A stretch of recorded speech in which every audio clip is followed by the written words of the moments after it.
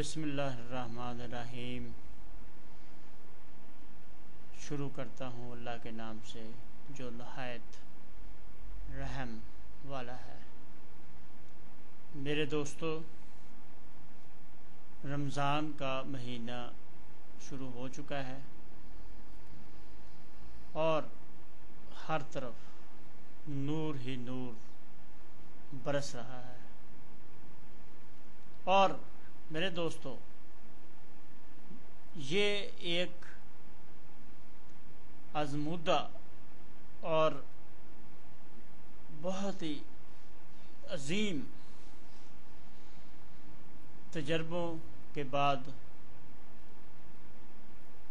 سامنے آیا ہے کہ اس مہینے کو جس نے پا لیا اس نے اپنے لیے جنت خرید لی۔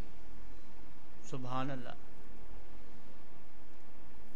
کیا ہی اچھا ہو کہ یہ مہینہ مہمان بن کے ہر وقت ہماری خدمت کرتا رہا ہے، لیکن خدا بزرگ و برتر نے صرف ایک ہی مہینہ ہمارے لیے مختص کر دیا کہ جس میں ہم اپنے نفس کا تزکیہ کریں۔ میرے دوستو، دنیا میں بڑے بڑے لوگوں نے ہمیشہ ہی فاقوں میں زندگی گزاری۔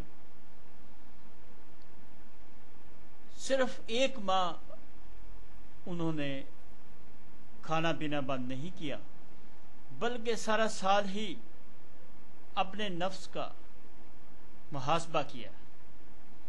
ایک مرتبہ حضرت عمر رضی اللہ تعالیٰ عنہ بازار میں سے گزر رہے تھے اور سامنے دکان پہ بڑا ہی تازہ اور بڑا ہی عمدہ قسم کا گوشت دکھائی دیا، تو نفس نے آواز دی کہ جاؤ جا کے یہ گوشت خریدو اور گھر میں اس کو پکا کے کھاؤ۔ جس وقت آپ نے یہ نظارہ دیکھا کہ میرا نفس مجھ پہ قابو پا رہا ہے، تو آپ نے دل مضبوط کیا اور آگے چل پڑے۔ آگے گئے ہیں تو اپنے نفس کو کہا کہ اے نفس، آج میں تمہیں نمک اور مرچوں کے ساتھ کھانا کھلاؤں گا تاکہ تم مجھ پہ حاوی ہونے کی کوشش نہ کرو۔ نفس اسی وقت خاموش ہو گیا۔ میرے دوستو، یہ مہینہ ہمیں اس بات کا سبق دیتا ہے کہ ہم اپنے نفس پہ قابو رکھیں، حلال چیزیں ہم پہ روک دی جاتی ہیں تاکہ ہم اتنے بھی منہ زور نہ ہو جائیں کہ میانہ روی سے آگے بڑھ جائیں۔ اسلام ہمیشہ میانہ روی کا قائل ہے، اور اسلام یہ نہیں کہتا کہ تم بالکل ہی کھانا چھوڑ دو اور جنگلوں میں چلے جاؤ اور فاقہ کشی اختیار کر لو۔ نہیں، اسلام کہتا ہے کہ ایک حد سے زیادہ نہ بڑھو۔ اسی طرح رمضان ایک ایکسرسائز ہے، جس طرح فوجیوں کی ایکسرسائز ہوتی ہے، اللہ تعالیٰ بھی اپنی امت کو ایک مشق کا موقع دیتا ہے کہ کون اس مشق میں کامیاب ہوتا ہے۔ اور اللہ بزرگ و برتر نے فرمایا، روزہ میرے لیے ہے اور میں ہی اس کا اجر دوں گا۔ سبحان اللہ! اور کیا توقع ہم رکھتے ہیں اللہ تعالیٰ سے کہ وہ ہمیں کس قسم کا اجر دے گا۔ میرے بہنوں بھائیوں، روزے ہر امت پہ فرض ہوئے، اور اسی طرح مسلمانوں پہ بھی فرض ہوئے، لیکن مسلمانوں پہ فرض اس طرح ہوئے کہ اس ماہ مقدس میں مسلمانوں پہ قرآن پاک کا نزول ہوا۔ سبحان اللہ، اسی ماہ میں وہ عظیم کتاب مسلمانوں پہ نازل ہوئی، اور اسی ماہ میں روزے رکھنے کا حکم ہوا، اس لیے کہ مسلمان کی عید ہو جائے اور مسلمانوں کو جنت مل جائے، اور مسلمان اپنے نفس پہ قابو پا لے۔ اور میں اس کی مثال دیتا ہوں کہ ایک روزہ دار انتہائی پیاسا، سامنے روح افزا کا ٹھنڈا گلاس پڑا ہے، لیکن وہ اس کو پی نہیں سکتا۔ سبحان اللہ، یہی نفس پہ قابو پانے کی پریکٹس ہے، اور جو اپنے نفس پہ قابو پانے میں کامیاب ہو گیا وہ اللہ تعالیٰ کی بارگاہ میں سرخرو ہو گیا۔ اسی طرح ہر قوم نے روزے رکھے ہیں، مختلف شکلوں میں رکھے ہیں۔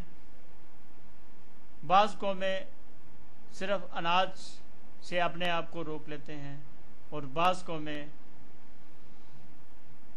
جو ہے وہ 24 گھنٹے کا روزہ رکھتے ہیں۔ لیکن اللہ تعالیٰ نے لا یکلف النفس الا وسعها کہ انسان پر اس کی طاقت سے زیادہ بوجھ نہیں ڈالا جاتا۔ اس بات کو مد نظر رکھتے ہوئے اللہ تعالیٰ نے صرف فجر سے لے کر مغرب تک کھانے پینے سے رک جانے کا حکم فرمایا۔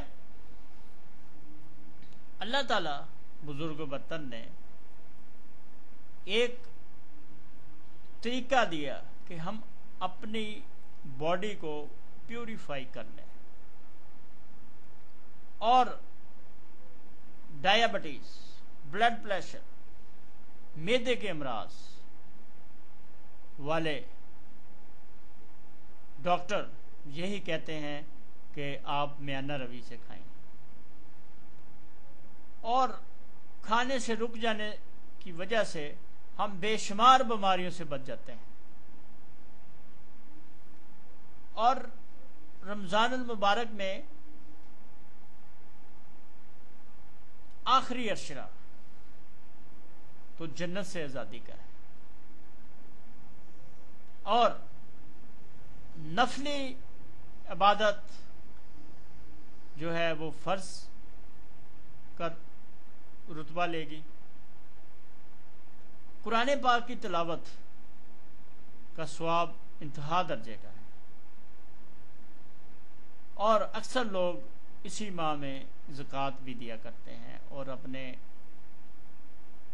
غریب بھائیوں کا بھی دکھ بانٹتے ہیں۔ اور اسی ماہ میں یہ بھی کہا گیا کہ اگر کوئی کسی کا روزہ افطار کرواتا ہے تو اس کو اس کے روزے جتنا ہی ثواب ملے گا۔